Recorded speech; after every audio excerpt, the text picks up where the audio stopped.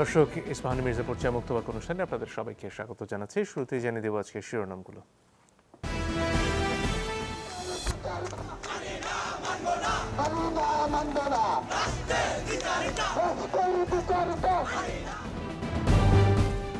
চার আন্দোলনে ঢাকায় জনভোগান্তি, বিশ্ববিদ্যালয় হবে না তিতুমির, সাফ জবাব উপদেষ্টা।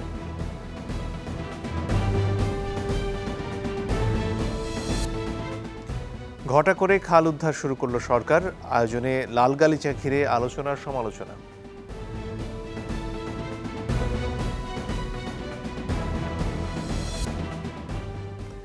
সংস্কার দীর্ঘ হলে দেশের সংকট বাড়বে, উত্তরণে দ্রুত নির্বাচনের পরামর্শ তারেক রহমানের।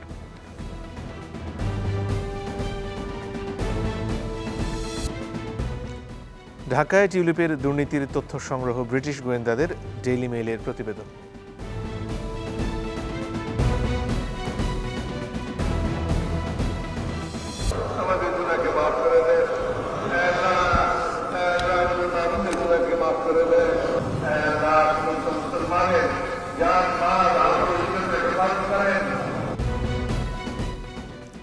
বিশ্ব ইজতেমার আখেরি মোনাজাতে শান্তি সমৃদ্ধি কামনা, বাড়ি ফেরার পথে উপচে পড়া ভিড়।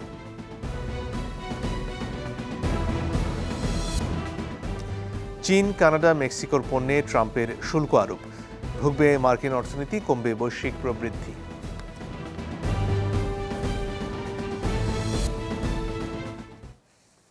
দর্শক, আজ আপনাদের সাথে আছে আমি মানজুর আলমুদ্দিন। আজকে আমরা আলোচনা শুরু করতে চাই প্রধান উপদেষ্টার একটি সাক্ষাৎকারে নতুন রাজনৈতিক দল যেটা ছাত্ররা করতে চলেছে সেটির ব্যাপারে তার মন্তব্যকে ঘিরে।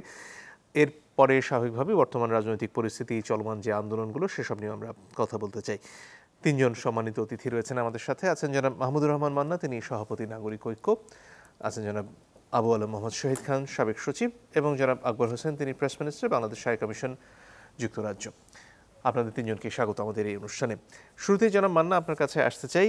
এই সাক্ষাৎকার ঘিরে আপনার মন্তব্যটা বেশ আলোচনা এসেছে এবং সেখানে আপনি বলবার চেষ্টা করেছেন আসলে নতুন রাজনৈতিক দলকে সুযোগ করে দেওয়ার কিছু আছে কিনা। আর একটু বিশদভাবে আপনার কাছ থেকে শুনতে চাই, এবং নতুন রাজনৈতিক দলের যে আকাঙ্ক্ষা জুলাই অভ্যুত্থানের পর থেকে, সেটার বাস্তবায়নের সঠিক রাস্তাটাই বা কী হতে পারে আপনার বিচারে? না, বাস্তবায়নের সঠিক রাস্তা তো আমার বলবার কথা না। তবু ধরেন অ্যাজ এ অ্যানালিস্ট যদি আমাকে জিজ্ঞেস করেন, হুইচ আই এম নট, আমি বলবার চেষ্টা করব। প্রথম কথা হচ্ছে যে আমাদের দেশে কনস্টিটিউশন অন্য যে কোনো দিক থেকে যে কোনো কারো যদি প্রাপ্তবয়স্ক হন তার রাজনৈতিক দল করার অধিকার আছে। সেই হিসেবে ছাত্র হোক, কৃষক হোক, শ্রমিক হোক, কেউ যদি রাজনৈতিক দল করার কথা মানে ইচ্ছা পোষণ করে, ঘোষণা করে, তার মধ্যে দোষের কিছু নেই, সেটা তারা ঠিকই করতে পারেন। কথা হচ্ছে যে তিনি যেটা করবেন এইটা রাজনৈতিক দল করবার পদ্ধতিগুলো মেনে করছেন কিনা। এখানে সুস্পষ্টভাবে দেখা যাচ্ছে যখন বিতর্কটা শুরু হয়েছে তখন একজন উপদেষ্টা বাংলাদেশের একটা অন্যতম বড় রাজনৈতিক দলের সাধারণ সম্পাদকের একটা বক্তব্যের উপরে একটা কমেন্ট করেছেন এবং সেখানে তিনি তার মধ্যে অনেক কিছু আবিষ্কার করেছেন। ওই বক্তব্যের মধ্যে কিছু সেটা আমি পরে যাই, কিন্তু এটা তো প্রমাণ করছে যে উনি রাজনৈতিক অ্যাক্টিভিটির মধ্যে জড়িত হলেন, কথা বললেন। হয়েছে কি, ধরেন গভর্নেন্স তো নিজেই অ্যাকচুয়ালি পলিটিক্স, এটা বাদ দিয়ে পারা যায় না। এটা হয়তো আমাদের যারা গভর্ন করছেন তারা বুঝতে চান না।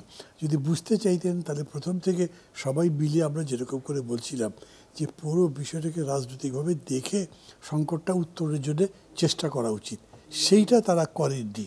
তার বদলে এরকম অভিযোগ হয়েছে যেমন একজন উপদেষ্টা হেলিকপ্টারে যথেচ্ছ ব্যবহার করেছেন, এরকম না করলে ভালো ছিল।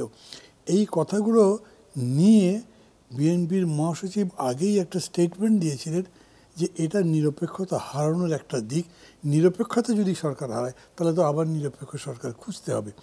এর উপর তিনি যেরকম কমেন্ট করেছেন, এইটাকে সাধারণ গভর্নেন্সের প্রয়োজনে কিছু পলিটিক্যাল কথাবার্তা বলে ধরতে পারছেন আপনি। এটাকে ধরতে হবে যে উনি একটা রাজনীতির লক্ষ্য নেই এটা বলছেন, নাহলে এটার মধ্যে 7-11 খোঁজা, তারপরে এটার মধ্যে ভারতের প্রতি দাসত্ব বা আনুগত্য স্বীকার করবার কথা বলা, এটার মাধ্যমে ফ্যাসিবাদ আনবার একটা পথ করা, একদম সার্বিক একটা বক্তব্য দিয়ে তিনি একটা রাজনৈতিক স্টান্স তৈরি করেছেন অথবা একটা ন্যারেটিভ তৈরি করার মতো করেছেন। এরপরের বিষয়টা হচ্ছে যে উনি এটা যদি বলেন তাহলে ন্যাচারালি দাবি করব, আমিও দাবি করব আপনি ছেড়ে দেন। রাজনীতি যদি করতে চান তাহলে সরকারে থাকবার দরকার নেই, কারণ একটা প্রিন্সিপাল এরকম আছে যে এই সরকার নিরপেক্ষতা পালন করবে, সেটা তো থাকছে না, তাই না? উনি আবার তার জবাবে বলেছেন যখন দল করব, মানে গঠন করব, তখন পদত্যাগ করব। এইটা তো এক ধরনের ডিসঅনেস্টি, মানে আপনি দলটা করছেন ভেতরে ভেতরে, কিন্তু যেহেতু আপনি কোনো পোস্ট পজিশন পাননি, কোনো স্ট্রাকচার হয়নি, এই জন্য আপনি এখন করছেন না। এইটাও ঠিক হয় না। এটা যদি ওনারা কেউ বলেননি, কিন্তু আমি এটা বলেছি যে না, এইটা করা উচিত। যদি আপনি দল করতে চান তাহলে এখনই বলেন আমি দল করবার সিদ্ধান্ত নিয়েছি বলে আমি ক্ষমতা থেকে চলে গেলাম। এটা একটা খুবই বড় উদাহরণও হতে পারতো। আর ছাত্রদের কাছে আমরা আমি ব্যক্তিগতভাবে সেই রকম উদাহরণ প্রত্যাশা করি। এরা কিছু করেনি, এটা একটা বিতর্ক হয়েছে। সেই বিতর্কের প্রেক্ষিতে গতদিন আমি যেদিন আপনার এখানে এসেছিলাম সেদিন বলেছিলাম যে আমি উভয় পক্ষকে একটা চায়ের দাওয়াত দেবো, ইউ ডিসকাস অ্যামং ইয়োরসেলফ কীরকম করে এগুলো ঠিক করা যায়। তো এগুলো হচ্ছে আর একটা স্টোরি। এর মধ্যে ডক্টর ইউনূস গিয়ে যেটা বললেন, এটা তো আমি মনে করি এক ধরনের নেকেড ভায়োলেশন হয়েছে। কীরকম? উনি বলছেন, প্রথম কথাটা তার হচ্ছে যে ছাত্ররা রক্ত দিয়ে, জীবন দিয়ে এই অভ্যুত্থানটা তৈরি করেছে, এর বিজয় এনে দিয়েছে, তো তারা এটাকে এতদূর নিয়ে এসছে, তার পরবর্তীতে এটার পরিপূর্ণতা তারা তো দেখতে চাইবেই, সেজন্য তারা এর মধ্যে থাকতেই চাইবে, রাজনৈতিক দল করবে। দেখেন এটার ব্যাখ্যা কীরকম হতে পারে। 52 ভাষা আন্দোলন করবার পর ছাত্ররা রাষ্ট্র ক্ষমতায় আসে নাই, 69 পরে আসে নাই, স্বাধীনতা যুদ্ধ করবার পরে তখন ক্ষমতা অস্ত্র তাদের হাতে, তারা চায়নি, এবং তখনকার রাজনৈতিক নেতৃত্ব তাদের ক্ষমতা দেয়নি। কিন্তু আপনি দিয়েছেন অথবা নিয়েছেন এবং বলেছেন তারা নিয়োগকর্তা, তাদেরকে একটা জায়গায় নিয়ে গেলেন। আসলে কোথায় নিচ্ছেন তারা ইয়েতে? পরবর্তীতে বিষয় হচ্ছে তারা ধরেন এখন একটা ন্যারেটিভ চাইছে, তো মানে যেটাকে তারা প্রোক্লামেশন বলছে, এবং এইটাকে আবার ডক্টর ইউনূসের সরকার উদ্যোগ নিয়ে বলছেন সবাইকে নিয়ে করব। এইটাকে ডকুমেন্টারি করতে হবে, এইটাকে একটা আপনার র্যাটিফিকেশন দিতে হবে বা বৈধতা দিতে হবে, যেরকম করে বলছে। তো এইটা যদি অভ্যুত্থানের নাম ইয়ে হয়, ডিক্লারেশন হয়, প্রোক্লামেশন হয়, আমার কাছে তো এটা এগ্রি নাও হইতে পারে, আমি মানলাম না। তখন কি করবেন? তখন এইটা নিয়েই একটা বিতর্ক হবে যে সে কারণে কি সব রাজনৈতিক শক্তির সাথে আলোচনার প্রসঙ্গটা আসেনি? না, এরকম হয়নি। বরঞ্চ এরকম হয়েছে যে তারা নিজেরা করে সরকারকে দায়ের মধ্যে ফেলছিল যে তোমরা এটা করোনি। এইটা তো তখন করবার কথা। আমি ওই বিতর্কের মধ্যে আসলে যেতে চাইছি না, কিন্তু সাধারণভাবে হয় কি, আপনি একটা প্রোক্লামেশন দেন কখন? জিনিসটা যখন ভাঙছে, নতুন জিনিস ঘটছে, পুরনো যা বর্জন করছেন সেটার প্রোক্লামেশন হবে, নতুন যেভাবে করবেন তার প্রোক্লামেশন হবে। দুটো মিলে প্রোক্লামেশনটা একটা হিস্টোরিক্যাল ব্যাপার হয়, বিকজ ওইটা একটা জাংচারের সময়, একটা ট্রানজিশনের সময়, সেটা আপনি ব্যাখ্যা করছেন ওই প্রোক্লামেশনের মধ্যে। কিন্তু সেই সময়টা ছেড়ে গেছে। সেই সময়টা আপনারা একটা পথ ধরেছেন which is not revolutionary, purely constitutional, সেইভাবেই তো চলছে। এখন এটাকে ফেরাবেন কেমনে, সেটার কোনো ডাইরেকশন নাই। ওগুলো আর এক বিতর্ক। এই এতগুলো পলিটিক্যাল কোয়েশ্চেন সামনে থাকবার পরে ডক্টর ইউনূস যখন তাদেরকে সমর্থন করছে, তারা তো ভালোই করছে। প্রথমত তার জায়গা থেকে এইভাবে সমর্থন করলে উনি ওই বিতর্কের অংশ হন। আর তারপরে উনি যখন বলেন যে তাদেরকে সেই সুযোগ আমি দিতে চাই, এই সুযোগের ব্যাখ্যা কি তার কাছে? উনি কি সুযোগ দিতে পারেন? কোনো সুযোগ দেওয়ার কোনো ব্যাপার নেই তার কাছে। উনি তাদেরকে কোনো হেল্প করবেন না, ফাইন্যান্সিয়ালি, পলিটিক্যালি, অ্যাডমিনিস্ট্রেটিভ ওয়েতে প্রোটোকল দেবেন না, কিচ্ছু করতে পারেন না তিনি। কিন্তু এটা বলবার মাধ্যমে উনি যে মেসেজটা দিলেন, এটা খারাপ। জি, ধন্যবাদ।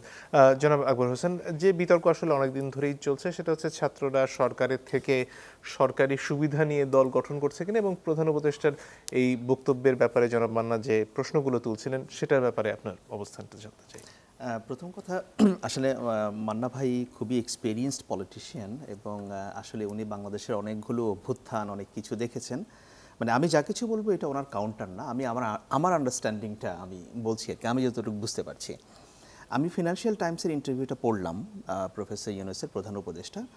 সেখানে কিন্তু আমি ধরেন সরাসরি কোথাও পাইনি যে উনি ও কথা বলেছেন যে আমরা ফ্যাসিলিটেট করব কিংবা আমরা তাদেরকে এই দল গঠনে সহায়তা করব, সেরকম কোনো কিছু না। উনি ওনার একটা পার্সপেক্টিভ ওখানে তুলে ধরেছেন। আমি যেটা বলবো, উনি বলেছেন যে হ্যাঁ, এই অভ্যুত্থানে ছাত্রদের একটা বড় ভূমিকা ছিল, তারা ভালো কিছু করতে পারে, তো সেই আশা কিংবা আকাঙ্ক্ষা ছাত্রদের দিক থেকে যাদেরকে এখানে অন্তর্ভুক্ত করা হয়েছে সেটা তো সবারই ছিল, এটা তো ওপেন।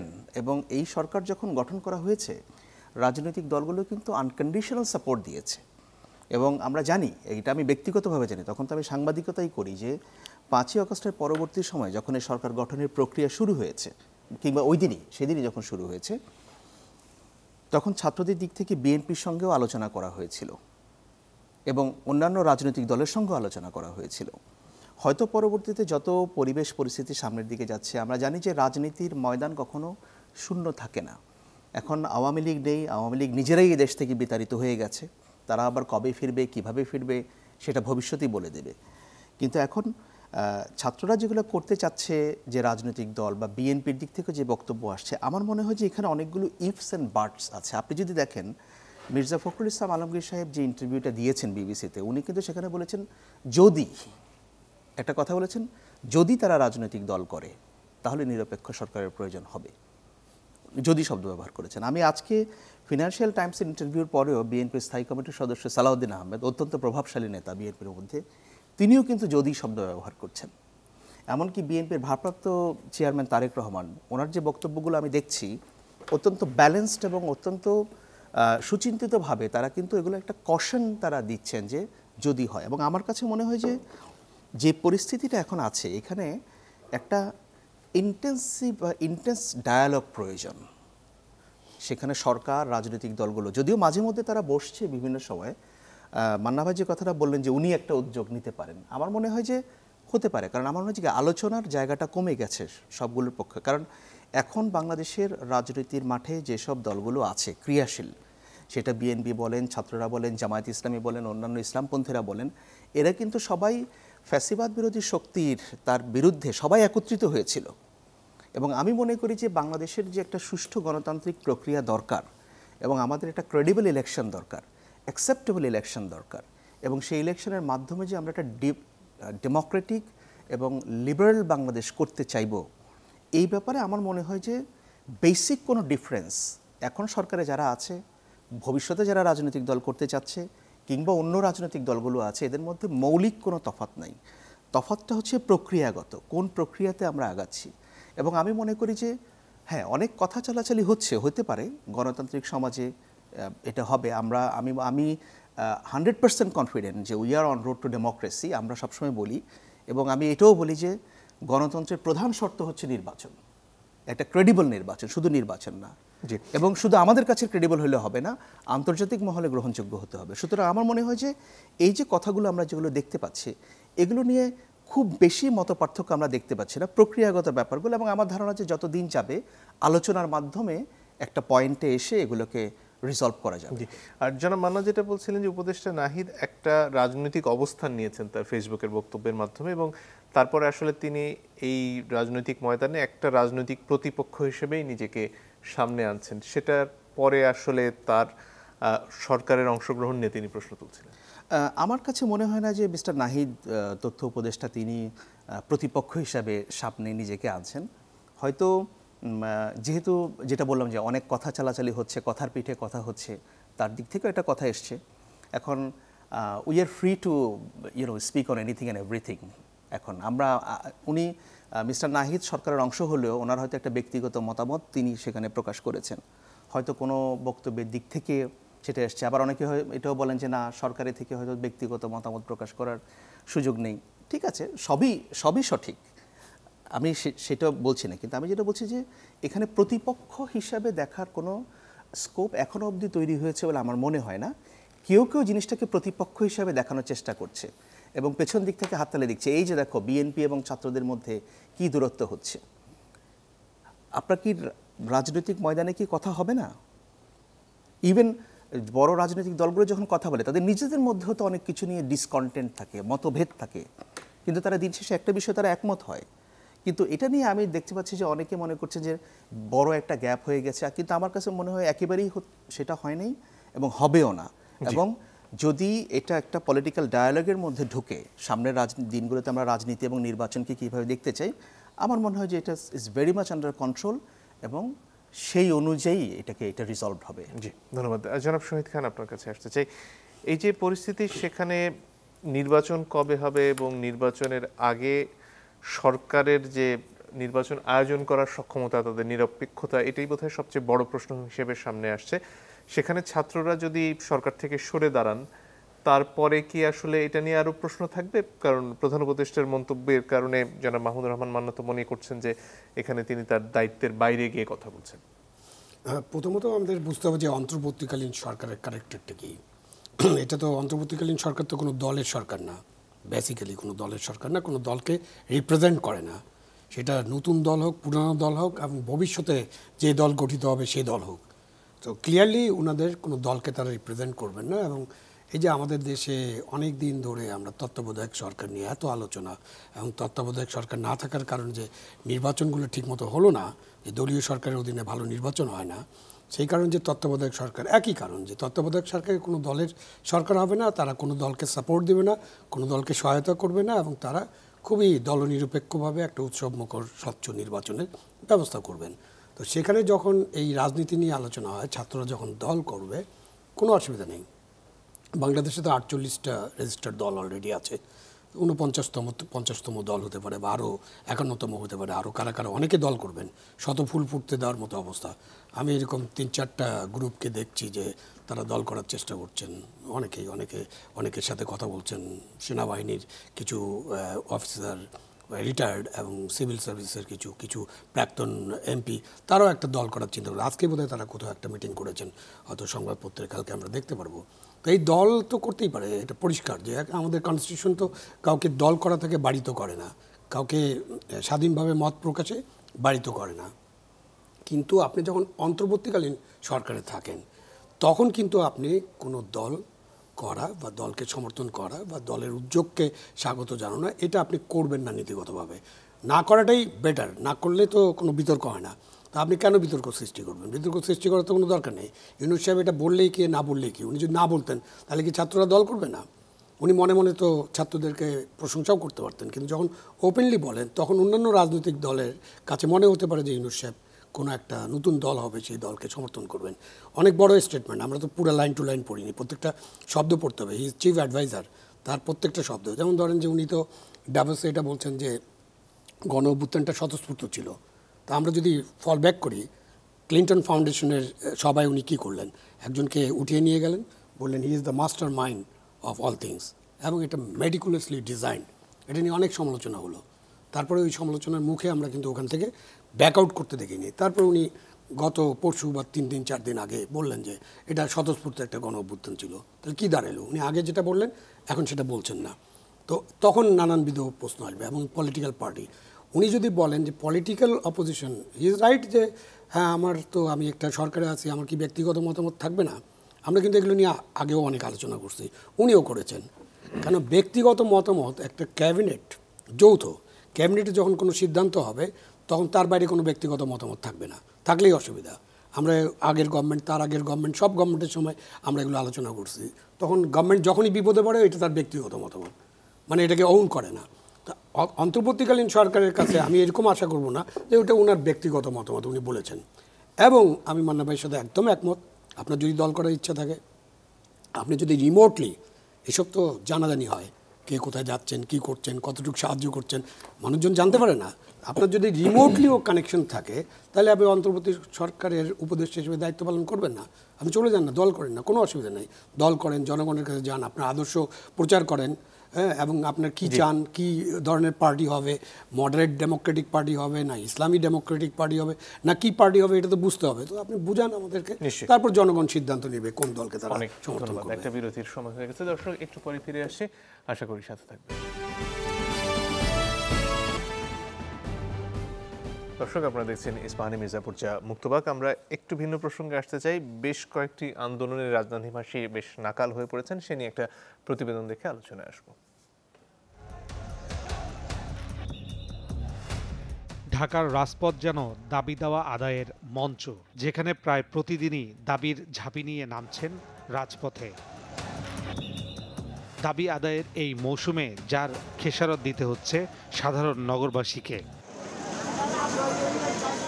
রোববার ঢাকার এক প্রান্ত শ্যামলীতে সড়ক অবরোধ করেন গণ অভ্যুত্থানে আহতরা। এতে শত শত মাইল পাড়ি দিয়ে রাজধানীতে এসে ঘন্টার পর ঘন্টা আটকে থাকতে হয় শত শত যানবাহনের। বাধ্য হয়ে পায়ে হেঁটে রওনা দিতে হয় গন্তব্যে। বগুড়া থেকে অসুস্থ ভাতিজাকে দেখতে এসে এখন নিজেই অসুস্থ হয়ে পড়ার মতো অবস্থা গোলাম আজমের। গাড়ি বন্ধ, রাস্তা যাবার দিচ্ছে না। কি কারণে গাড়ি বন্ধ, কি আন্দোলন জানেন কিছু? আমরা তা বলতে পারবো না। কষ্ট তো হচ্ছে। ছাত্রদের এই যে আন্দোলন, রাস্তা বন্ধ করে জনদুর্ভোগ তৈরি করে, সেটা যৌক্তিক নয়। যৌক্তিক নয় এই কারণে যে ছাত্ররা কোনো অবস্থাতেই জনসাধারণের অধিকারকে হরণ করে তাদের অধিকার প্রতিষ্ঠা করতে পারবে না। শুধু গোলাম আজম নয়, তার চেয়েও আরো করুণ অবস্থায় পড়েন অনেকে। আমি আছি ব্রাউনবাড়িয়া থেকে। ব্রাহ্মণবাড়িয়া থেকে হাইটা যাচ্ছেন কেন? এইখানে আপনার জাম, ওই গাড়ি আসে না, এই জন্য আমার হাইটে যাওয়া হচ্ছে। জাম, গাড়ি যায় না, গাড়ি নেই, নামাই দিচ্ছে, যায় না, গাড়ি যাইব না। অবরোধকারীরা বলছেন, বারবার বলার পরও উপেক্ষিত তাদের সুচিকিৎসা ও পুনর্বাসনের দাবি। যারা সমন্বয়ক এরা আমাদের মাথার উপর থেকে এখন বড় বড় গাড়ি নিয়ে চলতেছে, কেউ রাজনীতি সাইডে দিয়ে তারা এমপি ইলেকশন করতেছে, কিন্তু আমাদের তো কিছু করতেছে না। আমাদের হলো সুচিকিৎসা আর হলো পুনর্বাসন। সুচিকিৎসা যদি বাংলাদেশে না থাকে, আমাদের বিদেশ পাঠানো হোক। এই দিন জুলাই গণহত্যার বিচারের ব্যর্থতার অভিযোগে স্বরাষ্ট্র উপদেষ্টার পদত্যাগের দাবিতে রাস্তায় নামে ইনকলাব মঞ্চ। ঢাকা বিশ্ববিদ্যালয়ের রাজু ভাস্কর্য থেকে মিছিল নিয়ে সচিবালয় ঘেরাও করেন তারা। চেয়ার টেবিল চাইরে আমাদের জায়গায় আসেন, জুলাই শহীদের পরিবার আগে আপনাদের চেয়ারে বসবে। প্রায় একই সময়ে পাশের হাইকোর্ট এলাকায় সড়ক অবরোধ করেন চাকরিচ্যুত পুলিশ সদস্যরা। এতে বন্ধ হয়ে যায় যান চলাচল। এদিকে পঞ্চম দিনের মতো আমরণ অনশনে তিতুমির কলেজের শিক্ষার্থীরা। ইজতেমার কারণে নর্থ সিটি ব্লকেজ শিথিল হলেও মহাখালী গুলশান লিং রোড অবরোধ করেন তারা। এতে আশেপাশের এলাকায় দেখা দেয় তীব্র যানজটের। মান্না, আপনার কাছে ফিরে আসতে চাই। বিভিন্ন দাবি দেওয়া শুরু থেকেই এই সরকারের কাছে অনেকে পেশ করছেন। একটা ব্যাখ্যা দেওয়া হয় যে অনেকদিন মানুষ আসলে তাদের অধিকারের কথা বলতেই পারেননি, সেটা একটা কারণ। কিন্তু আসলে এই অন্তর্বর্তীকালীন সরকারের পক্ষে কতজনের দাবি দেওয়া মেনে নেওয়া সম্ভব বা সমাধান করা সম্ভব, এবং যদি নাই সম্ভব হয় তাহলে তাদের সামনে আসলে উপায়টা কি? মানে এই প্রশ্নের জবাব দিতে তো অনেক কথা বলতে হবে, কিন্তু তার আগে বলি, মানে কোটার আন্দোলনটা ধীরে ধীরে যেরকম করে সরকার বিরোধী আন্দোলনে গেল, সরকারের পতন হলো, সাথে সাথে এটাকে আমরা একটা নতুন নমেনক্লেচার টাইপের দিলাম, বৈষম্য বিরোধী আন্দোলন। এটা একটা হিউজ ব্যাপার। কিন্তু বৈষম্য বিরোধী মানে সমাজে কত রকম বৈষম্য আছে, সব কিছুর বিরুদ্ধেই আন্দোলন করতে পারবো। এবং বলা হলো যে তারা এটাকে বিপ্লব বললেন। এই বিপ্লব কন্টিনিউ করবে, এটাকে থামিয়ে দেওয়ার, এটাকে পরাজিত করার কারো হস্তগত করবার উদ্দেশ্য থাকতে পারে না। আপনি এখন যতগুলো আমাদের চাকরি আছে মনে করেন, তার বিভিন্ন ক্যাডার বা যেরকম গ্রেড আছে বেতন টেতনের, বিশাল বিশাল বৈষম্য। সবচেয়ে উপরে গ্রেডের লোক হয়তো 2-2.5 লাখ টাকা বেতন পায়, নিচে জোর 15,000 টাকা পায়। তো বৈষম্য তো করবেই, সমস্ত জায়গাতে এটা আছে। তারা যদি আন্দোলন করে অযৌক্তিক তো আপনি বলতে পারবেন না। প্রশ্নটা হচ্ছে যে এইভাবে যদি আন্দোলন করতে থাকে গভর্নমেন্ট কি মানতে পারবে? পারবে না। সেটা তারাও বোঝে কি করতে হবে। এই যে কি করতে হবে কথাটা আমি আপনি বলার চাইতে সরকার বলা দরকার। সরকার তো কিছু বলেননি। সরকার ছাত্ররা যখন আন্দোলন করেছে তখন আচ্ছা তোমরা ছাত্রদের অটো পাস দিয়ে দিলাম, আবার আনসাররা যখন বলেছে তখন ছাত্রদের ডেকে তাদের পিটিয়েছে। তো ওইটা তো বিষয়টা, এইটা কোনো সলিউশন হলো না। লতিফুর রহমান সাহেব দায়িত্ব পাওয়ার 6 ঘন্টার মধ্যে সম্ভবত 15 জন সেক্রেটারি ট্রান্সফার করে দিলেন, এবং ওই একটা ঘটনার সাথে সাথে প্রশাসন সোজা হয়ে গেল। আর এইখানে আপনি ওরা ঢুকে গেছে বলে অটো পাস দিয়ে দিচ্ছেন, তারপর আপনি কন্ট্রোল করবেন কেমনি? আপনি নিশ্চয়ই, আমি ডক্টর ইউনূসের এই জিনিসটাকে খুবই ভালো মনে করি যে প্রথম থেকে উনি বলছেন আমি ইনক্লুসিভ করতে চাই, এক্সক্লুসিভ না, এবং ডেমোক্রেটিক এটা রাখতে চাই। যেমন ধরেন এত বিরোধিতা সত্ত্বেও উনি যে কনস্টিটিউশনই রাখলেন, আবার হাইকোর্টের কাছে রেফারেন্স দিলেন, বোঝা যায় যে উনি ওই লাইনটাই পার্সিউ করবেন। উনি বিপ্লবের লাইন পার্সিউ করেননি, ভবিষ্যতেও করছেন না, এখনও করেন না। সেই হিসেবে উনি একটা গণতন্ত্রকে রাখতে চান, পুলিশ দিয়ে পিটিয়ে গ্রেফতার করে জেলে রেখে আন্দোলন বন্ধ করতে চান না। সেই ক্ষেত্রে তার পার্সিউ করতে হবে, উনি কিন্তু পার্সিউ করছেন না। উনি বা তার গভর্নমেন্ট সবাইকে যদি এটা বোঝাতে শুরু করে তাহলে এটা কি হতে পারে না? আমি তো অসম্ভব মনে করি না। দেখেন, এটা আমি মাঝে মাঝেই বলি, আমরা একটা অদ্ভুত জাতি, আমাদের কোয়ালিটিটা বুঝতে হবে। আমাদের হাজারটা দোষ থাকতে পারে, কিন্তু কিছু কিছু যা আছে আমাদের, সেটা পৃথিবীর বহু জায়গাতে নাই। আপনি রাশিয়ান রেভলিউশন বলেন বা চায়না রেভলিউশন বলেন, এত বিশাল ব্যাপার, বহু জায়গাতে লুটপাট হয়েছে। আমাদের স্বাধীনতার পরে লুটপাট হয়েছে। এইবার ওবায়দুল কাদের বলে, যেদিন তোমরা থাকবে না একদিনে 1 লাখ লোক মারা যাবে। একটা লোকও তো মনে নেই। মানুষ রেস্ট্রেন করেছে, কোনো ঘরে গিয়ে লুট করে নেই, এরকম কাহিনী নেই। তো ওইটা আপনি মানুষকে ওইটা তার ওইটা মানে ওই যোগ্যতা বা তার ওই বিবেচনাকে নিজে বিবেচনায় নিয়ে যদি আপনি তাদেরকে পরিশ্রম করতেন, বোঝাতেন, তাহলে এইটার একটা সলিউশন হলেও হতে পারতো। আমি মনে করি এই পলিটিক্যাল ম্যানুভারিং বা সোশ্যাল ম্যানুভারিং গভর্নমেন্ট করেই নেই। কেন করলো না সেটা আমার কাছে এখন পর্যন্ত বোধগম্য নয়। একা পারছেন না যদি হয়, তাহলে উনি নিশ্চয় সব পার্টিগুলোকে ডাকতে পারতেন। আমি তো মনে করি এখনও যদি ডক্টর ইউনূস বলেন, দেশের বড় পার্টি বিএনপি মহাসচিবের সাথে উনি কথা বলতে চান, উনি ঠিকই যাবেন, তার কাছে কথা বলবেন। কেউ তাকে এখনও ডিজোবে করছে না। উনি তো কাউকে ডাকেননি, কথা বলেননি।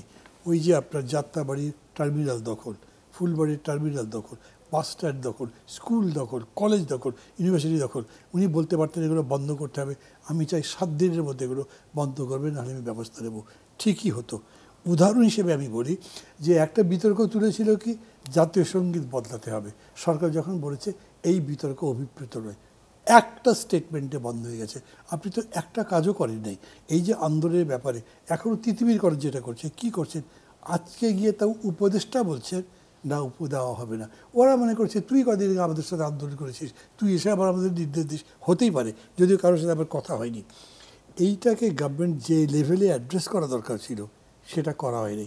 আপনি তো নিজে ক্রিয়েট করেছেন না, ন্যাশনাল ইউনিভার্সিটি, ঢাকা ইউনিভার্সিটি ডিবেটের মধ্যে দিয়ে এই যে এই 7টা কলেজকে এরকম করে দিতে। কিন্তু যখন 7 কলেজের ব্যাপারে বিশ্ববিদ্যালয় হচ্ছে বলা হলো সরকারের তরফ থেকে, তখন আবার আলাদা করে তিতুমিরের বিশ্ববিদ্যালয় হতে হবে, সেটা কতটুকু যৌক্তিক? না, আমি যুক্তিযুক্ত তো বলছি না, কিন্তু আমি বলছি যে 7 কলেজে যদি আলাদা বিশ্ববিদ্যালয় করবার কথাই যে বললেন, সেটাই কতখানি যুক্তিযুক্ত। আপনি তখন তাদেরকে ঢাকা ইউনিভার্সিটি আনলেন কেন? অথবা ঢাকা ইউনিভার্সিটি ন্যাশনাল ইউনিভার্সিটির মধ্যেই বিতর্ক, যদিও আগের সরকার আমলে হয়েছে, সেটা তো নিষ্পত্তি করলেন আপনি। আপনাকে গ্র্যাজুয়ালি সমস্ত সমস্যার সমাধান করে দেশের মধ্যে পলিটিক্সে, ইকোনমিক্সে, সব ক্ষেত্রে একটা পজিটিভিটি আনতে হবে। তো সেইটা তো আমি বলবো চেষ্টাই হয়নি। যদি চেষ্টাটা হতো তাইলে এটার রেজাল্ট অনেক পজিটিভ হতে পারতো, এবং এখনও হতে পারে। ধন্যবাদ। জনাব শহীদ খান, আপনার কাছে ফিরে আসে। অনেকে বলছেন যে এই সরকারের ক্যানভাসটা অনেক বড় হয়ে গেছে এবং সে কারণে সবাই মনে করছেন যে এই সরকারের কাছ থেকেই তারা তাদের দাবি দাওয়াগুলো আদায় করে নিতে পারবেন। এই কারণে যৌক্তিক অযৌক্তিক নানান ধরনের আন্দোলন হচ্ছে এখানে। এই সময়ে যখন নির্বাচনের প্রস্তুতির কথা বলা হচ্ছে বা নির্বাচন কেন্দ্রিক সংস্কারগুলোর ব্যাপারে জাতীয় ঐক্যমত্যের জন্য চেষ্টা করা হচ্ছে, তখন এই সমস্যাগুলোর মোকাবেলা করার জন্য আসলে এর আগে তো বল প্রয়োগের রাস্তা আমরা দেখেছি, তার বাইরে গিয়ে অন্য রাস্তাগুলো কি কি? না, বল প্রয়োগের বাইরে একটাই তো রাস্তা, যে আলাপ আলোচনার মাধ্যমে নিষ্পত্তি করা। আলাপ আলোচনা তো করতে হবে, এবং বিভিন্ন সেক্টর থেকে তো দাবি আসছে, এবং প্রত্যেকটা সেক্টরের জন্য আমাদের উপদেষ্টারা আছেন। তাদেরকে বসতে হবে, কথা বলতে হবে, তাদের সাথে আলাপ আলোচনা করে সমাধানটা খুঁজে বের করতে হবে। তো রাস্তায় থাকবেন, আবার চলে যাবেন। এই যে যদি আমরা একটা জায়গায় যাই, একটাই উদাহরণ যদি দিই, আমাদের যে শহীদ যারা হয়েছেন তাদের বক্তব্য এবং যারা আহত আছেন তাদের বক্তব্য, এটা তো নতুন না। এটা তো 3 মাস আগে যখন স্বাস্থ্য উপদেষ্টা হসপিটালে গিয়েছিলেন একজন কূটনীতিককে নিয়ে, সেখানেও তো লঙ্কাকাণ্ডের মতো হয়েছিল। অনেকক্ষণ 4-5 ঘন্টা ওনাদেরকে আটকে রাখা হয়েছিল। তো তারপরে উনি ফেরত আসলেন। তারপরে উন্নতি কি, কয়েকজন সিঙ্গাপুরে পাঠিয়েছেন 7-8 জনের মতো। তো এইখানে আপনি 8 লক্ষ কোটি টাকার বাজেট নিয়ে আপনি চিন্তা করতেছেন। তারপরে নাম্বার অফ পিপল, যে 700 কতজনের একটা তালিকা করা হয়েছে, 867 জন, যে সেই নিহত যারা হয়েছেন বা শহীদ হয়েছেন। তো এই শহীদদেরকে আপনি যে সহায়তা করার দরকার, এটা তো গভর্নমেন্টের জন্য কোনো মানে বড় সিদ্ধান্ত না। সেটা তো জুলাই ফাউন্ডেশনের তরফ থেকে করা হচ্ছে। জুলাই ফাউন্ডেশন করেও তো আপনি ওটাকে ঝুলিয়ে রাখছেন। আপনি জুলাই ফাউন্ডেশন, অমুক ফাউন্ডেশন, তমুক ফাউন্ডেশন, আজকে তো আহতদের জন্য একটা ফাউন্ডেশন মনে করার চিন্তা ভাবনা হচ্ছে, কি একটা অধিদপ্তর করা হবে। আপনি আরেকটা গভর্নমেন্ট লেয়ার বাড়িয়ে দিচ্ছেন। এটা করার কোনো দরকার নেই। এটা সমাজ কল্যাণ মন্ত্রণালয় ডিল করে না? লক্ষ লক্ষ মানুষকে তারা ভাতা দিচ্ছে, সেই ভাতার কোয়ালিটি, ভাতা কাকে দেওয়া হয়, এটা নিয়ে বিতর্ক থাকতে পারে। বাট লক্ষ লক্ষ মানুষকে দিচ্ছে, বিধবা ভাতা, বয়স্ক ভাতা, শিক্ষার্থীদের, নারী শিক্ষার্থীর জন্য ইন্টারমিডিয়েট পর্যন্ত ফ্রি এবং তাদেরকে ভাতা দেওয়া, তো অনেক কিছু স্কলারশিপ দেওয়া, অনেক কিছু করতেছে, চালু আছে তো অনেক প্রোগ্রাম। তো এই প্রোগ্রামের সাথে এই প্রোগ্রাম তো social welfare division and social welfare ministry এবং সোশ্যাল ওয়েলফেয়ার ডিপার্টমেন্ট এটাকে এমনিতে হ্যান্ডেল করতে পারে। আমাদের প্রধান উপদেষ্টার যে তহবিল আছে সেখানেও অনেক টাকা পড়ে আছে। আমাদের যে বাজেট আছে, বাজেটে আমরা সবাই জানি যে বাজেটে একটা আনসিন খাত থাকে, যে আপনার বাজেটের মধ্যে 8 লক্ষ কোটি টাকার বাজেটের মধ্যে অনেক টাকা এটা রাখা হয়। পরিমাণটা আমি এই মুহূর্তে বলতে হচ্ছে, এবার এটা 1 লক্ষ 2 লক্ষ কোটি টাকার কাছাকাছিও হতে পারে যে এরকম সেক্টরে। তো ওখানে থেকে আপনি ঘূর্ণিঝড়, প্রাকৃতিক দুর্যোগ মোকাবিলার জন্য ওই টাকাটা খরচ করতে পারেন, তা আপনি এদেরকে করতে পারেন না। এটা কোনো সিদ্ধান্ত, শুধুমাত্র সিদ্ধান্তহীনতা, কোনো সময় মনে হয় সদিচ্ছা, এবং তারপরে দোষ দেওয়া হবে যে ব্যুরোক্রেসির জন্য আমরা করতে পারতেছি না। Who is the CEO of the ministry? Adviser, এবং তিনি নির্দেশ দেওয়ার পরে সেটা হবে না, ব্যুরোক্রেসি আটকে রাখছে, এই ধরনের কথাবার্তা বলে তো ব্যুরোক্রেসিকে, হ্যাঁ ব্যুরোক্রেসিতে একটা শক চলতেছে, পুলিশে একটা শকিং অবস্থা আছে, সেখানে আমাদের সমস্যা আছে, এবং সেখানেও তো নেতৃত্বের সমস্যা। আপনি নেতৃত্ব দিতে পারছেন কি না? আপনাকে তো নেতৃত্ব দিতে হবে। পুলিশ ফোর্স তো সব হাওয়া হয়ে যায়নি, তারা ফিরে আসছে, এবং তাদেরকে আপনি নেতৃত্ব দেবেন, তাদেরকে সেই সাহস যোগাবেন, সুরক্ষা দেবেন। প্রত্যেককে সুরক্ষার যদি ব্যবস্থা করতে পারেন অবশ্যই সবাই কাজ করবে। এবং যারা আন্দোলন করতেছে, এই মান্না ভাই যেটা বললেন, আপনি 100, 200, 500 ছাত্র ঢুকে গেল, আপনি সব অটো পাস করে দিলেন, কেন ভাই? তো আপনার কী কথা বললেন, বাবা দাদা ওইসব কথা বলে আপনার মেরেছেন। আপনার এলাকায় হাইকোর্টে ঢুকে গেল ছাত্ররা, কী হয়েছিল? এবং তারপরে ওখানে বিচার ব্যবস্থায় অনেক কিছু তো ঘটে গেছে, এবং বিচারক নিয়োগের জন্য আমরা এখন পর্যন্ত কোনো আইন নীতিমালা তৈরি করতে পারলাম না। নীতিমালা না করেই আমরা বিচারক নিয়োগের ব্যবস্থা করলাম, এবং বিচারক নিয়োগ অনেক কথা, তাই না? সর্বশেষ এটা করা হচ্ছে। তো আপনি কমিশন করলেন, নির্বাচন সংস্কার কমিশন, তা আপনি নির্বাচন কমিশন বানালেন কেন? কি তাড়াহুড়ো ছিল? আপনি কেন বানাবেন? আপনি নির্বাচন কমিশন যে কোন আইনে বানালেন? ওই তো ফ্যাসিস্টরা যে আইন করে গেছিলো, যে পার্লামেন্টকে আপনি অবৈধ বলতেছেন, যে আইনটাকে আপনি অবৈধ বলছেন, সেই আইন অনুসারে আপনি আবার নির্বাচন কমিশন করলেন। একই অবস্থা অন্যান্য কমিশনে আপনি করেছেন। তাহলে এইগুলো দিয়ে প্রমাণিত হয় যে সরকার যেভাবে কাজটাকে দেখার দরকার ছিল, যত মেধার সাথে, যত বুদ্ধিমত্তার সাথে, এবং যতটা ওন করে, সেই কাজটা সরকার এখন করতে পারছে না। এবং সরকারে যারা আছেন তারা হয়তো ঠিকমতো জিনিসটাকে, ইভেন রেলওয়ের যে স্ট্রাইক ডাকা হয়েছিল, এবং এটা সবখানে আসছে। রেলওয়ের স্ট্রাইকের দিন রাত 10টার সময় উপদেষ্টাকে খুঁজে পাওয়া যায়নি। উপদেষ্টার তখন তো একেবারে অন দ্য টোজ থাকার কথা, কারণ তার রেলওয়ে পুরো বন্ধ হয়ে যাচ্ছে, লক্ষ লক্ষ মানুষ বিপদে পড়বে। উপদেষ্টা তো রাত 10টার পরে তাকে খুঁজে পাওয়া যাবে না, উনি ঘুমাবেন, এটা তো হতে পারে না। এরকম অভিযোগ আসছে, আমি জানি না অভিযোগ সত্য কিনা। ফাইনালি কী হলো? ফাইনালি কিন্তু রাজনৈতিক নেতৃবৃন্দকে হস্তক্ষেপ করতে হলো। শিমুল বিশ্বাস নামের একজন লিডার আছেন, শ্রমিক লিডার, তিনি হস্তক্ষেপ করলেন, তিনি ওদের সাথে কথা বললেন, তারপর এটা রিজলভ করা হলো। সেখানে বৈঠকের মধ্যে আন্দোলনের নেতাকেও খুঁজে পাওয়া যাচ্ছে না, সেরকম একটা ব্যাপার ছিল। ওই তো, তাহলে আপনাকে যে জিনিসটার জন্য যা প্রয়োজন সেটা করার জন্য আন্তরিকভাবে রেডি থাকতে হবে, সদিচ্ছা থাকতে হবে, এবং আপনি টোজের উপর থাকতে হবে, মানে দাঁড়ায় থাকবেন। এখন আমাদের উপদেষ্টাদের বয়স একটা তাদের জন্য সীমাবদ্ধতা হতে পারে, বাট তারা প্রত্যেকে, স্বাস্থ্য উপদেষ্টাকে নিয়ে তো অনেক কথা, এটা তো ডক্টর ইউনূসের নিজস্ব পছন্দ, ওনার নিজের অর্গানাইজেশন থেকে উনি তাকে আনছেন। তাকে ফ্রম দি বিগিনিং বলা হচ্ছে যে উনি স্বাস্থ্য সেক্টরটাকে ঠিকমতো চালাতে পারছেন না, কোনো অ্যাকশন তো নাই। অথচ আপনি দেখেন ব্রিগেডিয়ার সাহেবকে যখন উনি দায়িত্বে ছিলেন, আপনার স্বরাষ্ট্র উপদেষ্টা, যখন উনি পুলিশ ফোর্সকে মোটিভেট করার চেষ্টা করছিলেন, কি একটা কথাবার্তার ভিত্তিতে তাকে সরিয়ে দেওয়া হলো। এবং তারপরে যিনি এখন স্বরাষ্ট্র উপদেষ্টা, তার যে বডি ল্যাঙ্গুয়েজ এবং তিনি যেভাবে চলছেন, তাতে কি আমাদের পুলিশ ফোর্সের লিডারশিপে খুব একটা পরিবর্তন আনা সম্ভব? তো এগুলো প্রত্যেকটা বিবেচনা করতে হবে, এবং এটা লিডার কিন্তু ডক্টর ইউনূস। সুতরাং ডক্টর ইউনূস ফাইনালি কিন্তু ডক্টর ইউনূসকেই দায়টা নিতে হবে যে কোনো ব্যর্থতার। জি, ধন্যবাদ। জনাব আকবর হোসেন, আপনার কাছে ফিরে আসতে চাই। এই যে অন্তর্বর্তীকালীন সরকারের নেতৃত্বের ব্যাপারে যে প্রশ্নগুলো আসছে, সেখানে আসলে কতটুকু সমস্যা তারা সিদ্ধান্ত নিয়ে বলতে পারেন যে এই সমস্যাগুলো আমরা সমাধান করতে পারি, সেটা কি মোটা দাগে বলে দেওয়া চলে? এবং সেটা বললেই কি আসলে যারা সেই হিসেবের বাইরে পড়ছেন তারা এই আন্দোলনগুলো থেকে সরে আসবেন? দেখুন, আমি বিষয়টাকে দেখি এটা একটা সময়ের ব্যাপার। সময়টা খুব অস্থির ইন এ সেন্স যে বাংলাদেশে এত বড় গণ অভ্যুত্থান এর আগে কিন্তু হয়েছে বলে আমাদের জানা নেই। যে গণ অভ্যুত্থানে 1000-এর বেশি মানুষ মারা গেছে, 2000 বা 3000 এরকম আহতের সংখ্যা, এবং রাষ্ট্রযন্ত্র এমন কোনো শক্তি নাই যে সেখানে প্রয়োগ করে নেই। এবং এই গণ অভ্যুত্থানের ফলশ্রুতিতে কি হয়েছে, যে স্বৈরাচারী ফ্যাসিবাদী যে কাঠামো তারা তৈরি করে গিয়েছিল 2041 সাল পর্যন্ত টিকে থাকার জন্য, ওইটা হুড়মুড় করে ভেঙে পড়েছে। ওইটা তো একটা স্টেট কাঠামো, রাষ্ট্রযন্ত্র না, আপনি যদি চিন্তা করেন। এখন 12 জন বা 14 জন উপদেষ্টা এসে যখন সেখানে দেখলেন যে আমার তো নাই, এটা কি আপনি কোথায় হয়েছে যে যেসব দেশে কোনো ডেমোক্রেটিক কান্ট্রিতে গণ অভ্যুত্থান হয় যে পুলিশ ফোর্স পালিয়ে যায় না, আমরারা দিনের পর দিন অফিসে আসে নাই। আমি জানি প্রথম 7 দিন 10 দিন অনেকে অফিসে আসে না ভয়ে। কিসের ভয় ছিল তাদের সেটা তারাই বলতে পারবেন। এখন বিষয়টা হচ্ছে যে এই যে তিতুমির কলেজের যে সমস্যা, আপনি যদি রুটটা খুঁজতে যান তাহলে এটার রুটটা কোথায়? এইটা তো এই রুটটা কিন্তু এই বীজটা বপন করে গিয়েছিলেন শেখ হাসিনা নিজে 2013 সালে। উনি জাতীয় বিশ্ববিদ্যালয়ে গিয়ে বললেন, উনি আওয়ামী লীগের কিন্তু একটা ঘোষণা ছিল, আপনাদের মনে থাকবে, যে আমরা জেলায় জেলায় বিশ্ববিদ্যালয় করব, করেছেনও। এবং মুজিব পরিবারের নামে অন্তত 20টা বিশ্ববিদ্যালয় ছিল, এগুলো আপনারা জানেন সবাই। এবং উনি গিয়ে উনি বলেছেন যে এখন থেকে এই যে 7টা কলেজ, এগুলো হবে হচ্ছে শুধু 7টা না, জাতীয় বিশ্ববিদ্যালয়ের কলেজগুলো থাকবে সংশ্লিষ্ট জেলার বিশ্ববিদ্যালয়ের অধীন। অথচ বিএনপি সরকারের সময় কিন্তু একটা চমৎকার সিস্টেম কিন্তু করা হয়েছিল 91-এ, জাতীয় বিশ্ববিদ্যালয় তৈরি করা হয়েছিল, যে এই বিশ্ববিদ্যালয়গুলোকে নিয়ে কলেজগুলোকে একটা বডির আন্ডারে থাকবে। এখন এই সুযোগটা নিলেন তৎকালীন আওয়ামী লীগের আওয়ামী লীগ 2 জন শিক্ষক, একজন ঢাকা বিশ্ববিদ্যালয়ের ভিসি ছিলেন অধ্যাপক আরেফিন সিদ্দিক, আরেকজন ছিলেন হারুনুর রশিদ।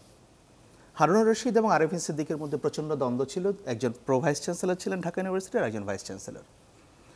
যখন হারুন সাহেবকে সরিয়ে জাতীয় বিশ্ববিদ্যালয়ে দেওয়া হলো, তখন আরেফিন সাহেব এটাকে একটা সুযোগ হিসাবে গ্রহণ করলেন, যে এই 7 কলেজকে, ওই যে প্রধানমন্ত্রীর ঘোষণা ছিল যে প্রত্যেকটা জেলার কলেজগুলো সেখানকার বিশ্ববিদ্যালয়ের আন্ডারে নিয়ে আসা হবে। উনি নিয়ে আসলেন এই 7 কলেজকে ঢাকা বিশ্ববিদ্যালয়ের আন্ডারে। কেন আনলেন? কারণ এই 7 কলেজকে যদি বের করে আনা যায় তাহলে জাতীয় বিশ্ববিদ্যালয় উইক হয়ে পড়বে। আসলে তার জাতীয় বিশ্ববিদ্যালয়ে তখন অস্তিত্ব নিয়ে একটা প্রশ্ন উঠবে। কিন্তু এগুলো তারা করেছেন, এবং এগুলোকে তারা এমনভাবে করেছে যে এই সমস্যাটাকে জিয়ে রেখে, আমি জানি, আমি অ্যাজ এ জার্নালিস্ট আমি জানি যে তখন এটা বলা হয়েছিল যে এই সমস্যা 10 বছর পরে হলে আবার উকি দেবে। আপনারা যেটা করেছেন, ঢাকা বিশ্ববিদ্যালয় নিজে তাদের স্টুডেন্টদের পরীক্ষার ফলাফল ঠিকমতো দিতে পারে না, টাইমলি দিতে পারে না। শিক্ষকরা ওভারবার্ডেনড, তাদের এত এত ডিউটি করতে হয়, সেখানে আপনি আবার আনলেন। এখন এই সংকটটা তো সমাধান করতে হবে। সরকার একটা সমাধান দিয়েছে যে ঠিক আছে, এখন তো তারা বলল যে তারা আবার ফিরে যাবে। অনেকে বলছিল এটা হ্যাপি ডিভোর্স, হ্যাঁ আমরাও চাই না তোমরাও চাও না, ফাইন, হয়ে গেল।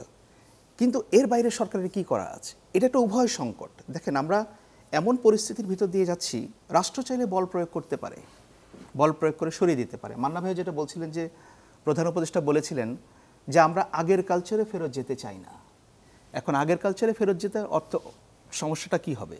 আমি যদি শক্তি প্রয়োগ করি তাহলে তো আপনি আবার সমালোচনা করবেন যে আপনি শক্তি প্রয়োগ করলেন কেন। এই যে ইবতেদায়ী শিক্ষকদের উপর, আপনারা কি জানেন যে ইবতেদায়ী শিক্ষকরা গত 10 বছর ধরে আন্দোলন করছে, এবং আওয়ামী লীগের সময় প্রেস ক্লাব থেকে তাদেরকে পিটিয়ে বের করে দেওয়া হয়েছিল, কোনো মিডিয়াতে, কোনো সোশ্যাল মিডিয়াতে আসে নাই তখন। আর এখানে গরম পানি মারার পরে, একটু লাঠিচার্জ করার পরে সেটা নিয়ে কিন্তু অনেক খাওয়া হলো। তাহলে এখন সরকারের পক্ষে কি করণীয় আছে? আপনি সিদ্ধান্ত দিলেন, আপনি সিদ্ধান্ত মানছেন না, এরপরে তো সরকারের সামনে একটাই বিকল্প থাকে, ফোর্স অ্যাপ্লাই করা। তা আমার ধারণা যে আমরা কেউই চাইবো না যে ফোর্স অ্যাপ্লাই করে জিনিসটার সমাধান হোক। একটা কনফিডেন্সে নিয়ে আলাপ আলোচনার মাধ্যমে এই জিনিসটা সমাধান করা। আরেকটা জিনিস আমার এটা ব্যক্তিগত মনে হয় যে একটা কমিউনিকেশন প্রবলেম হয়তো কোথাও হচ্ছে, কমিউনিকেশন গ্যাপ আমরা যেটাকে বলি। ধরেন জুলাইয়ের গণ অভ্যুত্থানে যারা আহত হয়েছেন, আমি ব্যক্তিগতভাবে মনে করি যে জুলাই ফাউন্ডেশন তো কাজ করছেন এবং সেখানে অনুদান বলেন বা অন্য যা কিছু বলেন আসছে। একটা তালিকা তৈরি করা যে এই পর্যন্ত আমরা কতজন নিহতের পরিবারকে কত টাকা দিলাম, কতজন আহতকে আমরা কত টাকা দিলাম, কাকে কাকে বিদেশে পাঠালাম, আমরা বিচ্ছিন্নভাবে হয়তো শুনছি পাঠিয়েছে, আরও পাঠাবে, এবং সেগুলোকে পত্রিকায় প্রকাশ করা হোক। তাহলে গিয়ে আমরা বুঝতে পারবো যে আসলে কতজন কত টাকা পেল এবং এই আন্দোলনের যৌক্তিকতাটা কোথায়। অফকোর্স এখানে গুরুতর আহত অনেকেই আছেন, আমরা দেখতে পাচ্ছি, ছবিতে দেখা যাচ্ছে। আমি নিজেও গিয়েছি সেখানে দেখার জন্য, আমার বাসা তার কাছেই, আমি নিজেও কথা বলেছি। এখন এই এই জিনিসগুলো আমার ধারণা যে আরও পরিষ্কারভাবে যদি সামনে আসে তাহলে হয়তো এই যে কথাগুলো উঠছে সেটা হয়তো উঠবে না। কিন্তু মূল কথাটা হচ্ছে আমি বলতে সময়টা খুব অস্থির, এবং এই অস্থির সময়টাকে ট্যাকেল করাটা এটা কোনো স্বাভাবিক সরকার হিসেবে আসে নাই যে সুষ্ঠুভাবে ক্ষমতা হস্তান্তর হয়েছে, ফাইন, এখন আমি আমার মতো করে ডিল করব। এটার ব্যাকগ্রাউন্ডটা আমাদেরকে মাথায় রেখে তারপরে জিনিসগুলোকে দেখতে হবে। অনেক ধন্যবাদ। জনাব মান্না, যদি আর কিছু যোগ করার থাকে। একটা জিনিস পরিষ্কার হওয়া দরকার, এই অন্তর্বর্তী সরকারটা কি জিনিস। খুব সহজভাবে একটা সরকার থেকে আরেকটা সরকার পর্যন্ত এই সময়ের জন্য এটা অন্তর্বর্তী, কিন্তু এটা কেয়ারটেকার গভর্নমেন্ট না। তার মানে কেয়ারটেকারও যদি হয় তাহলে একটা ন্যাচারাল ক্যালামিটি হলো, একটা দাঙ্গা লেগে গেছে বা যাই কিছু হয়েছে, গভর্নমেন্টকে সেটা অ্যাড্রেস করতে হবে। It is a regular government ওই অর্থে। অতএব সরকার যদি মনে করে যে আমরা এসছি খুবই স্বল্প সময়ের জন্য, আমরা এই কাজগুলো করে চলে যাব, দে আর রং। তাদেরকে বুঝতে হবে তাদের থাকাটা 1 বছর হতে পারে, 2 বছর হতে পারে, এবং তারা যতদিনই আছেন ততদিনই তারা সংস্কারটা করবে যেটা একটা ভালো নির্বাচন উপহার দেয়, তার সাথে সাথে যতখানি সম্ভব দেশকে এগিয়ে নিয়ে যাবেন সেটাও তাদের দায়িত্ব। পরেরটার ব্যাপারে তারা যদি মনে করে আমি না করলে কী করবে, বলেছি তো সরে না, তা আমি আর দায়িত্ব নিতে পারবো না, তাইলে ততদূর পর্যন্ত পুরো নেশন এবং স্টেট পিছিয়ে যাবে। এটা সরকার বুঝে প্রোঅ্যাক্টিভ হওয়াটাই উচিত হবে। জি, ধন্যবাদ। জনাব শহীদ খান, যদি আর কিছু যোগ করার থাকে। না, সরকার যে দায়িত্ব নিয়েছেন, দায়িত্ব নেওয়ার সময় থেকে তো তাকে সরকারের যেসব দায়িত্ব, মানে জনকল্যাণের জন্য যেসব দায়িত্ব, এই দায়িত্ব নিতেই হবে। আপনার দ্রব্যমূল্য, মানে আমরা সংস্কার নির্বাচন নিয়ে অনেক কথা বলি, দ্রব্যমূল্য এটা কমাতে হবে, এবং এটা কমানোর জন্য যে সমস্ত অ্যাক্টিভিটিস করা দরকার সেটা করতে হবে। সিন্ডিকেট আছে, সিন্ডিকেট নাই, সিন্ডিকেট ভাঙতে পারছি না, এসব তো মানুষ শুনবে না। মানুষের তো এটা একটা, মানে সাধারণ মানুষের জন্য, এই যে লক্ষ লক্ষ সাধারণ মানুষ জয়েন করেছিল এই আন্দোলনে, সেই আন্দোলনে জয়েন করার একটাই কারণ যে তারা যে চ্যালেঞ্জ লাইফটা লিড করছিল, মধ্যবিত্ত, নিম্ন মধ্যবিত্ত মানুষ এবং সাধারণ মানুষ, সেখানে দ্রব্যমূল্য, মুদ্রাস্ফীতি, বেকারত্ব, আইনশৃঙ্খলা পরিস্থিতি, এগুলো ইম্পর্টেন্ট এরিয়া। সেখানে তো সরকারের যারা যে দায়িত্ব আছেন তাদেরকে সেটা পালন করতে হবে। সবাই খেলে আমরা সংস্কার, নির্বাচন এটা নিয়েই ব্যস্ত থাকবো এরকম তো নয়। প্রত্যেক মন্ত্রণালয়ের পৃথক পৃথক দায়িত্ব আছে, এবং এই দায়িত্বগুলো পালন করতে হবে, এবং দায়িত্ব পালনের জন্য যাদেরকে নিয়ে কাজটা করবেন তারা, সেই কাজটা তাদেরকে দিয়ে করাতে হবে, সেই নেতৃত্বটা দিতে হবে। এইটা অবশ্যই একটা অস্থির সময়, কোনো সন্দেহ নেই, বাট অস্থির সময়ের 180 দিন আমরা অতিক্রম করছি, 6 মাস চলে যাচ্ছে। তো 6 মাসের মধ্যে কেন মানুষ ফ্রাস্ট্রেটেড হবে কেন? মানুষজনের মধ্যে যে একটা ফ্রাস্ট্রেশন ওয়ার্ক করতেছে, এটা উনি সাংবাদিক, উনি যান বিভিন্ন জায়গায়, আমরা বিভিন্ন লোকের সাথে কথা বলি, মানুষ তো একটু তাদের স্বপ্ন ভঙ্গ বা তাদের বিশ্বাস ভঙ্গের মতো অবস্থা সৃষ্টি হচ্ছে। যারা তাদের যে আগের উৎসাহ ছিল, আগের যে উদ্দীপনা ছিল, আগের যে সাপোর্ট ছিল গভর্নমেন্টের প্রতি, সেই সাপোর্টটা উইক হচ্ছে। এবং সেটা কিন্তু আমাদের যে এত বড় অভ্যুত্থান এবং এত রক্তপাত, এত শহীদ, এত আহত, তাদের যে স্বপ্ন, সেই স্বপ্ন তো আমাদেরকে পূরণ করতে হবে। সুতরাং এই দায়বদ্ধতা সরকারের থাকতে হবে, এবং তাদেরকে সেই দায়িত্ব নিয়ে কাজটা করতে হবে। বয়স যতই হোক, দায়িত্ব যতই হোক, একসাথে কেউ কেউ তো 8টা-9টা মিনিস্ট্রির দায়িত্ব পালন করছেন, ট্রু 19 জন মাত্র উপদেষ্টা আছেন। তাহলে যদি উপদেষ্টা পরিষদ বড় করতে হয় বড় করবেন, কিন্তু ফাইনালি আপনাকে একদম আপনার উপরে যে অর্পিত দায়িত্ব, এই দায়িত্বগুলো পালন করার চেষ্টা করতে হবে, এবং শেষ পর্যন্ত আপনাকে একটা ভালো নির্বাচন উপহার দিতে হবে। এবং সেই নির্বাচনের জন্য ওই যে অল্প কিছু সংস্কার, কোট আনকোট, আমি কিন্তু এখন ওটা বুঝি নেই, মানে বুঝতে পারিনি, এই জন্য যে আমি জানি না অল্প কিছু সংস্কার বলতে মান্না সাহেব কী মিন করে, বিএনপি জেনারেল সেক্রেটারি কী মিন করে, অথবা আমাদের প্রধান উপদেষ্টা কী মিন করে। সংস্কারের তো 6টা কমিটি অলরেডি রিপোর্ট সাবমিট করেছে, এবং ভেরি ইম্পর্টেন্ট কমিটিস, সংবিধান, আপনার নির্বাচন কমিশন, তো রিপোর্ট তো পেশ করা হয়েছে। তো এই রিপোর্টের উপরে গত 15 দিন, প্রায় 15 দিন চলে গেল, 15 তারিখে 16 তারিখে রিপোর্ট দিয়েছেন তারা। কোনো আলোচনা হয়েছে রাজনৈতিক দলগুলোর সাথে? বলা হয়েছিল যে আমরা রাজনৈতিক দলগুলোর সাথে আলোচনা করব, তো কোনো আলোচনা তো তারা শুরু করেন নাই।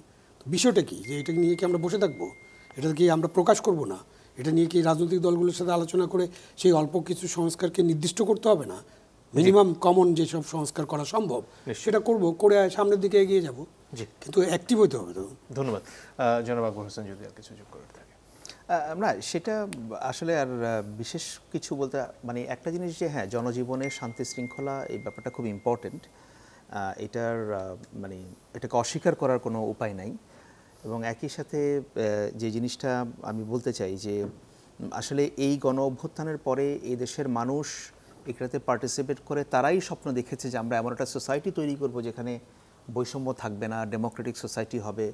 এবং সুতরাং আমার কাছে মনে হয় যে এই দেশের তরুণ সমাজ যারা এই আন্দোলনের পেছনে একটা ড্রাইভিং ফোর্স হিসেবে কাজ করেছে, তাদের আরও বেশি সিম্প্যাথেটিক হওয়া উচিত আর কি দেশের প্রতি, যে আমরা আসলে কি করছি।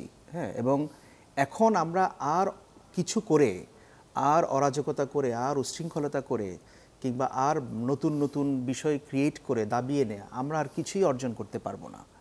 আমরা 5ই আগস্টের পরে গত 15 বছরের আমাদের যে একটা দুঃশাসন, আপনি বলতে পারেন যে আমরা একটা অকুল পাথারে, এটা ঝঞ্ঝা বিক্ষুব্ধ আমরা সমুদ্রে পড়েছি, এই জাহাজকে আমাদের কিনারে ভেরাতেই হবে। এছাড়া আমাদের সামনে আর কোনো উপায় নেই। এবং আমি মনে করি যে তরুণরা যত বেশি তারা এগুলোকে রিয়েলাইজ করবে, যত বেশি বুঝবে যে এই দেশটা আমাদের এবং এখানে আমাদের একটা বড় স্টেক আছে, তাহলে সেটাই হবে সবচেয়ে বড় একটা সমাধান আমাদের জন্য। এখানে আমরা আর নতুন করে বাড়াবাড়ি করে, হানাহানি করে, শক্তি প্রয়োগ করে আমরা আর কিছুই অর্জন করতে পারবো না। জি, অনেক ধন্যবাদ আপনাদের তিনজনকে। আজকের মতো সময় ফুরিয়ে গেছে। দর্শক, আপনাদেরকে ধন্যবাদ। বিদায় নিচ্ছি।